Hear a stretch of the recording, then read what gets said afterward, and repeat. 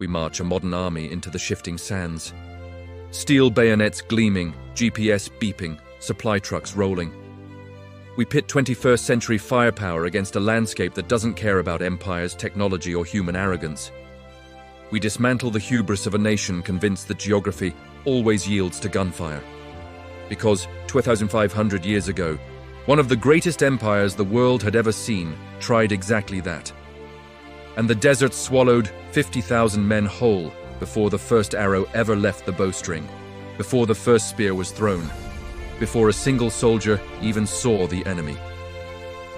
This is the true story of the lost army of Cambyses, the day the Sahara won without firing a shot. It is 525 BC. Cyrus the Great has built the largest empire humanity has yet known, from the Indus River to the Mediterranean. His son, Cambyses II, has just done the impossible. He has conquered Egypt. At the Battle of Pelusium, Persian cats and psychological warfare broke the Egyptian lines. The last native pharaoh flees. Cambyses crowns himself pharaoh. The Nile is his. But absolute power has already started to twist him.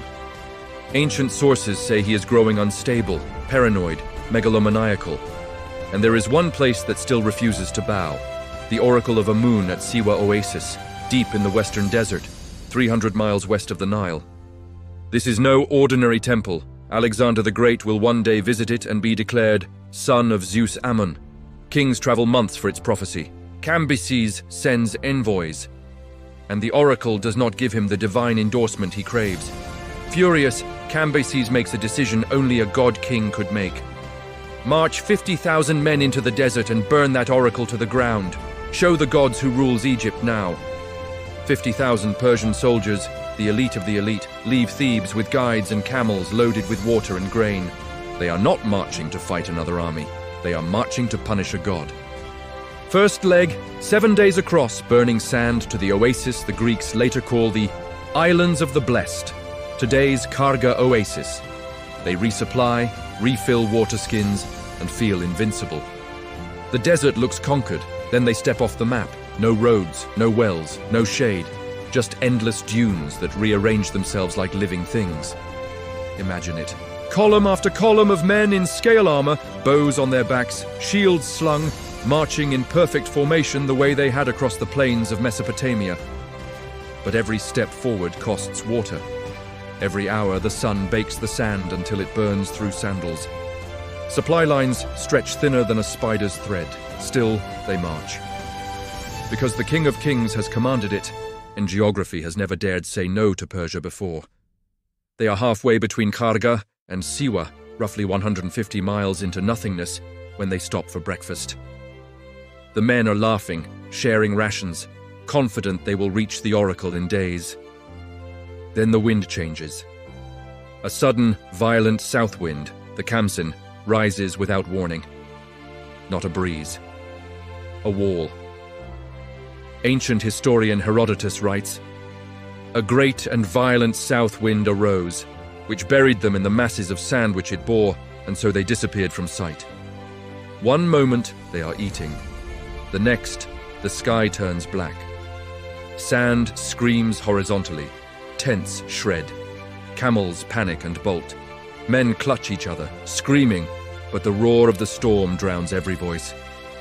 Dunes that had been gentle slopes become tidal waves of grit. In minutes, not hours, minutes, 50,000 soldiers, their weapons, their supplies, their pride are gone. Buried alive under tons of shifting sand. No battle, no glory, no last stand, just breakfast, and then silence. The army never reaches Siwa. Not one survivor limps back to the Nile. Cambyses rages, but he never sends another force. The oracle survives untouched. For 2,500 years, the desert keeps its secret. Bedouin tales whisper of bones and rusted bronze emerging after storms. Adventurers in the 20th century, including a British officer in the 1930s and a Harvard-funded team in the 1980s, scour the dunes and find nothing conclusive. In 2009, an Italian team claims to have found Persian-era weapons, jewelry, and bleached bones near Siwa. Egypt's antiquities chief calls it unfounded. The debate still rages, but the legend is stronger than any artifact. An entire army erased by the desert itself. Think about that. An empire that had crushed Babylon, Media, Lydia, and Egypt, stopped cold by sand and wind. No modern army would fare better. Drop a brigade of Abrams tanks and special forces into the same dunes. With all our satellites and air support, the result is the same. Engines clog, GPS fails in the storm. Water evaporates faster than logistics can deliver it. Supply lines vanish under drifting dunes. The desert doesn't negotiate. It doesn't care about steel bayonets, drone strikes, or imperial ego. It simply waits, then swallows. Cambyses learned the hardest truth any conqueror can face. Some battlefields don't need an enemy. The land itself is the enemy, and sometimes the land wins before you even chamber a round. The shifting sands of the western desert still cover 50,000 ghosts, and every time the wind howls across those dunes, you can almost hear the desert laughing at the next empire, foolish enough to try.